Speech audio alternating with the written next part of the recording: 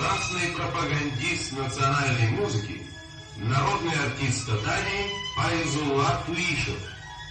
50 лет жизни своей он отдал искусству.